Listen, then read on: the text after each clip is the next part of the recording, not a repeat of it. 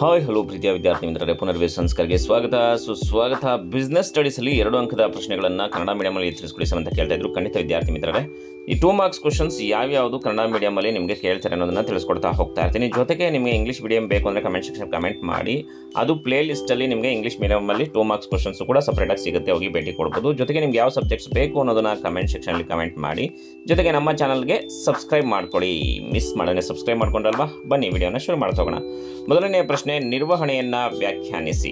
ಪ್ರಶ್ನೆ 2, ಯಾವುದಾದರೂ 2 ಸಂಘಟನಾತ್ಮಕ ಉದ್ದೇಶಗಳನ್ನು ತಿಳಿಸಿ. ಪ್ರಶ್ನೆ 3, ಸಮನ್ವಯತೆಯನ್ನು ವ್ಯಾಖ್ಯಾನಿಸಿ. ಪ್ರಶ್ನೆ 4, ಸಮನ್ವಯತೆಯ 2 ಪ್ರಾಮುಖ್ಯತೆಗಳನ್ನು ತಿಳಿಸಿ.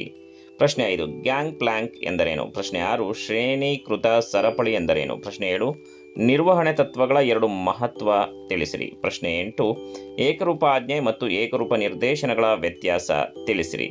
ನೆಕ್ಸ್ಟು ಪ್ರಶ್ನೆ 9, ಚಲನ ಅಧ್ಯಯನದ ಅರ್ಥ ತಿಳಿಸಿರಿ. ಪ್ರಶ್ನೆ 10, ಫಯಾಲ್ರವರ ಪ್ರಕಾರ ಶಿಸ್ತು ಎಂದರೇನು.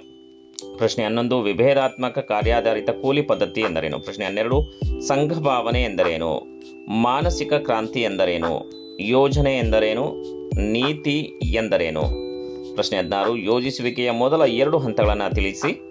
ಯೋಜಿಸುವಿಕೆಯ ಪರಿಮಿತಿಯ ಅರ್ಥ ನೀಡಿ. ಕಾರ್ಯತಂತ್ರ ಎಂದರೇನು. ಯೋಜನೆಯ 2 ವಿಧಗಳು ಯಾವುವು. ಮುಂಗಡ ಪತ್ರ ಎಂದರೇನು.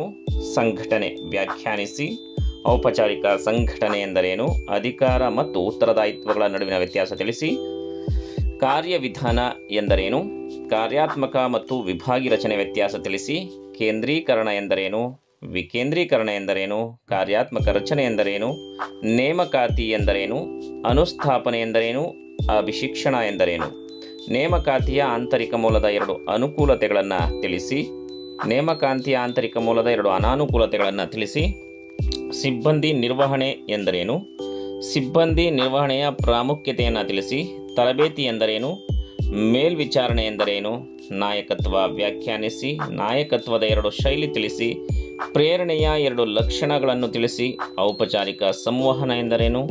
ನಿರ್ದೇಶಿಸುವಿಕೆ ಎಂದರೇನು. ಸಂವಹನ ಪ್ರಕ್ರಿಯೆ 2 ಮೂಲಾಂಶಗಳನ್ನು ತಿಳಿಸಿ. ನಿರ್ವಹಣಾತ್ಮಕ ನಿಯಂತ್ರಣದ ವ್ಯಾಖ್ಯೆ ನೀಡಿ. ಹಣಕಾಸಿನ ನಿರ್ವಹಣೆ ಎಂದರೇನು.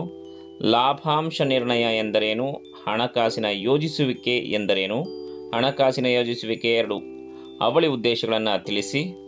ಯಾವುದಾದರೂ 2 ವಿಧದ ಹಣಕಾಸಿನ ನಿರ್ಣಯಗಳನ್ನು ತಿಳಿಸಿ. ಮಾರಾಟ ಪ್ರಕ್ರಿಯೆ ಎಂದರೇನು. ಯಾವುದಾದರೂ 2 ಮಾರಾಟ ಪ್ರಕ್ರಿಯೆಯ ಲಕ್ಷಣಗಳನ್ನು ತಿಳಿಸಿ. ಉತ್ಪನ್ನದ ಬದಲಾಗಿ ಮಾರಾಟ ಮಾಡುವ 2 ವಸ್ತುಗಳಿಗೆ ಉದಾಹರಣೆ ಕೊಡಿ. ದೀರ್ಘ ಬಾಳಿಕೆಯ ಉತ್ಪನ್ನಗಳಿಗೆ 2 ಉದಾಹರಣೆ ಕೊಡಿ. ಪ್ರಚಾರದ 2 ಲಕ್ಷಣಗಳನ್ನು ತಿಳಿಸಿ. ವಿದ್ಯಾರ್ಥಿಗಳು ಇದಿಷ್ಟನ್ನು ಓದ್ಕೊಂಡ್ರೆ ನಿಮಗೆ 2 ಮಾರ್ಕ್ಸಲ್ಲಿ ಕಂಪ್ಲೀಟ್ ಮಾರ್ಕ್ಸ್ನ ತೆಗಿಬೋದು. ಇನ್ನು ಯಾವ ಸಬ್ಜೆಕ್ಟ್ಸ್ ಬೇಕು ಅಂತ ಕಮೆಂಟ್ ಮಾಡಿ, ಜೊತೆಗೆ ಶೇರ್ ಮಾಡಿ. ಮುಂದಿನ ವಿಡಿಯೋದಲ್ಲಿ ಸಿಗೋಣ. ಅಲ್ಲಿವರೆಗೂ ನಮಸ್ಕಾರ.